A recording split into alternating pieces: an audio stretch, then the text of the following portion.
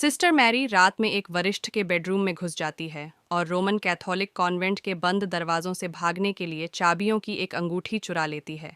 उसे 4 नकाबपोश व्यक्तियों द्वारा पकड़ लिया जाता है और बेहोश कर दिया जाता है। बाद में वह एक ताबूत में जागती है और उसे जिंदा दफना दिया जाता है। सिस्टर सेसिलिया ने छोटी उम्र में ईसाई धर्म अपना लिया था। जब वह एक जमी हुई झील में लगभग डूब गई थी और उसे 7 मिनट के लिए मृत घोषित कर दिया गया था, उसे विश्वास था कि भगवान ने उसे किसी उद्देश्य से बचाया था। उसे फादर साल टेडेस्की से इटली के एक कॉन्वेंट में शामिल होने का निमंत्रण मिलता है, जो अपने अंतिम दिनों में मरने वाली ननों की देखभाल करता है। सेसिलिया इंजील सलाह का पालन करने की शपथ लेती है और एक नन बन जाती है, जिसे एक माला से सजाया जाता है। वह सिस्टर ग्वेन से दोस्ती करती है और कुछ अजीबोगरीब चीज़ों से हैरान हो जाती है, जैसे कि एक बड़ी नन के पैरों पर क्रॉस के आकार के निशान हैं।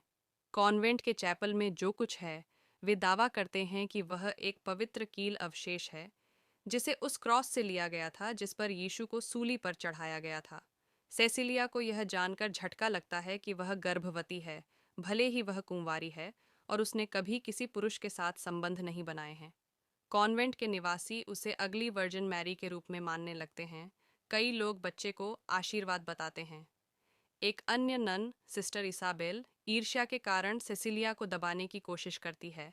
कहती है कि यह उसे होना चाहिए था। सेसिलिया अपना एक दांत गिरा देती है और उसकी तबीयत खराब हो जाती है। फादर टेडेस्की द्वारा उचित अस्पताल ले जाने के उसके अनुरोध को अस्वीकार कर दिया जाता है।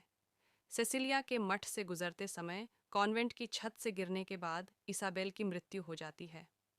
ग्वेन सार्वजनिक रूप से कॉन्वेंट के वरिष्ठों को आंख मूंद लेने के लिए फटकार लगाती है, लेकिन फिर फादर टेडेस्की और डीकन एंजो द्वारा उसे बांधकर ले जाया जाता है। रात में सेसिलिया ने देखा कि उसके कमरे में वर्जिन मैरी की एक पेंटिंग के पीछे एक अन्य नन ने दीवार पर 2 कुरिन्थियों 11 से 14 लिखा हुआ था, एक छिपी हुई चेतावनी जिससे उसे एहसास हुआ कि इस कॉन्वेंट में कुछ गड़बड़ है। सेसिलिया अपनी फाइल पढ़ने के लिए दराज खोलती है और अपने बचपन में हुई दुर्घटना के बारे में जानकारी पाकर चौंक जाती है। एक महिला की चीख सुनकर वह आगे बढ़ती है और एक नकाबपोश व्यक्ति को ग्वेन की जीभ काटते हुए देखकर भयभीत हो जाती है। एक बड़ी नन आती है और सेसिलिया को चुप करा देती है। वह भागने की भीख मांगती है, लेकिन बड़ी नन उसे डांटती है और कहती है कि कॉन्वेंट से कोई कभी नहीं निकलता। वह एक मृत मुर्गी का उपयोग करके गर्भपात का नाटक करके कॉन्वेंट से भागने की कोशिश करती है, लेकिन धोखे का पर्दाफाश हो जाता है। वह टेडेस्की और एंजो द्वारा जबरन वापस लाए जाने से पहले भागने का प्रयास करती है। टेडेस्की बताते हैं कि पुजारी बनने से पहले वह एक आनुवंशिकीविद थे और एक नए मसीहा की उम्मीद में ननों को गर्भवती करने के लिए पवित्र कील अवशेष से लिए गए डीएनए नमूनों का उपयोग करते थे। सेसिलिया के साथ अपनी सफलता तक टेडेस्की के कई प्रयास विफल रहे, जिसके परिणाम स्वरूप अक्सर विकृत भ्रूण पैदा हुए। टेडेस्की ने सेसिलिया के पैर में एक क्रॉस का निशान बनाया, जो कई अन्य ननों पर भी एक प्रतीक है। सेसिलिया भागने का एक और प्रयास करती है।